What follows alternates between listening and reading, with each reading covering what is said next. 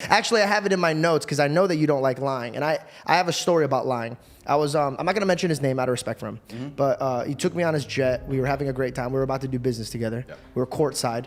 And he made a comment about one of the basketball players. He's like, well, he's a little bitch because he told his teammate was cheating and got him in a scandal. Yeah. And I said, well, the other man was cheating. He was lying. Yeah. And he turns to me and he goes, if you have a problem doing business with people that cheat, you'll never work. And I, one, stopped immediately wanting to work with this guy. Two, my provider is God, nobody else. Yep. So it comes with morals. Yep. If you're gonna cheat on a woman that you're building a life with and being fruitful with, what the fuck are you gonna do to me? Well, that's very true, and that's very valid. But I'll play devil's advocate here. What the other guy said about if you have problems doing business with somebody who cheats, you're never gonna do any business. Unfortunately, he's also pretty right. Because it's rife. Not with partners, though. I don't feel like you want to get in business with a partner. I mean, think about this. He shares a family bloodline with the person that he's robbing. Yeah. I'm nothing to him. That's true, and that is infallible logic. So how can I even... For me, my girl, right? She's my partner. Yeah. I couldn't focus if I had to come do this interview with you, and I know she's out somewhere now. I have to think about what she's doing. It's taking away from me. Yeah. So if I'm breaking bread with a man and I'm doing business with him, I can't sit around wasting my time thinking about what he's doing. And you're completely right, and I totally understand that. But as a honest individual, I have to sit here and be honest and analyze myself and analyze my own romantic relationships. Am I completely faithful in the traditional sense? No. Why is that? It's a good question.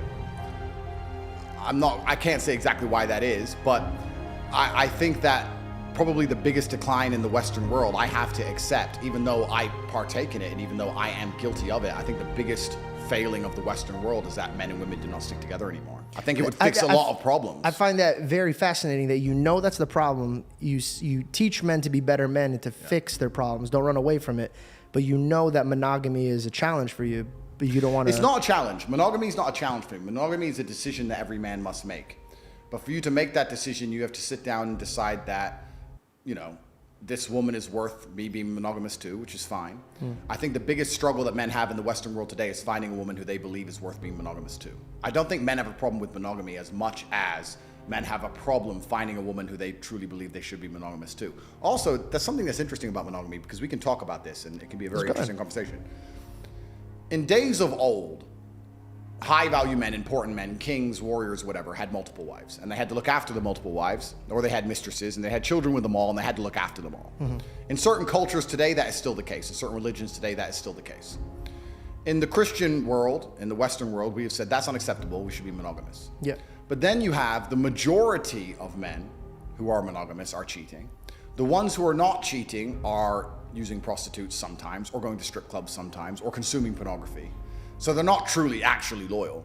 So you've moved the idea of a man having 3 or 4 women he loves and taking care of to a man having one woman he's supposed to love and doing a whole bunch of things in secret. You've just subsidized monogamy and you've removed it all towards pornography and degeneracy. So then you have to sit and argue, well, why does so much degeneracy happen in the West? Is it because we are not allowing men to be more true to their instincts? This is all brand new thoughts for me, and I'm just speaking as I think. But let's look at another example, right? Well, can I tap in with that? So what's your example, right? So I have an example, Christ. He gives me his way, and I kind of follow it. If I had to follow men and their needs, I'd be burned up tomorrow. And I don't think it's needs. I don't think men cheat because of needs. Well, okay. Women cheat because of like feelings. They get an emotional attachment to them. Men cheat because of more lustful body type thing. I've never heard of a man being like, man, I can't wait to talk to Becky. Of course, but I think a lot of it's also ego. Exactly. So, but ego, what comes before ego? Or it comes after ego? Yeah, fall. Yeah. So my thing is, yes, when I met here's my theory. Yeah. When I was out about and I was having fun, as a Christian man, I was waiting for the right woman. Yeah. And I came to this guy and he goes, I don't understand. I thought you were Christian. And I go, listen, bro, I'll be a good Christian man to a good Christian woman. When I find somebody who has good morals and I know that she'll have my back and she'll do good, and when God presents me that girl, I will be a good man to her. Yeah. And he asked me something that changed my life forever. He goes, well, if you're the son of God and you're asking for his daughter, why would that father ever give you a daughter when you treat everybody else like garbage? And so I had to think. I think when it comes to blessings, I believe that it's given from God. Yep. And to move on to new blessings, you have to handle what you've been given. Agreed. So if I've been given the fame and the money and the access to women, God's monitoring me. Okay, are you going to go fool around, act like trash? Can you be trusted? Could you be trusted with this daughter that I have over here? Yes. Kind of like that picture where Jesus is holding a beautiful bear behind him, and then you're holding on to this lifestyle that you still want, but you're like, this is great. And God's like, no, give it to me.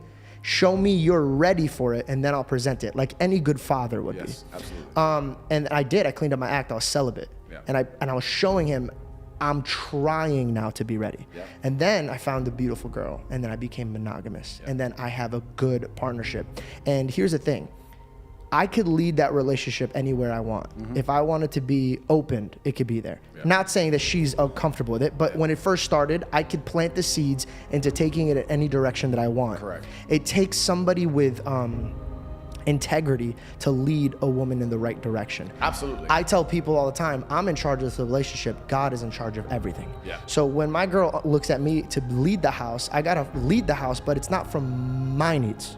Because if it was my needs, bro, she's out shit cold. That like she's not gonna get the best out of it. Of course. But now I have a God looking at me and monitoring it. You gotta love her like you love my church. No, absolutely. Everything you're saying is completely true, and I agree with you. There's two ways we can answer the question. We can talk about it from a religious perspective and what you just described, and you're right, being a God-fearing man is going to lead a woman in the correct direction because a woman is a reflection of her man. And that's why you see if a woman gets with a bad guy who does drugs, she ends up doing drugs and doing bad things, and a man can lead her in the wrong direction. She comes from our ribs, metaphorically and physically and mentally, right? So if I'm gonna be, like you're saying, doing drugs, she's gonna follow my lead. Absolutely.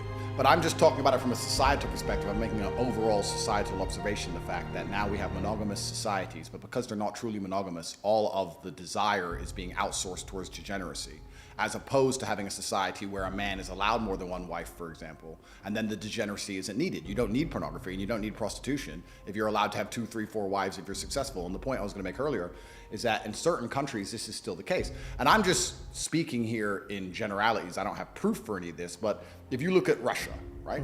Russia is a Christian nation. There's a lot of Muslims as well, but it's traditionally a Christian nation. But if you're a very rich, powerful Russian man, and I've been to Moscow, I can assure you, you have maybe 4 or 5 wives. Or not wives, 4 or 5 girls. Yeah. And your wife understands about who the other girls are, and she doesn't really care. Don't look, don't care, don't ask. I have a Bentley, I have a big house, I have the children. He plays around with these other girls sometimes. I don't care, I'm his wife, and that's just how things are set up.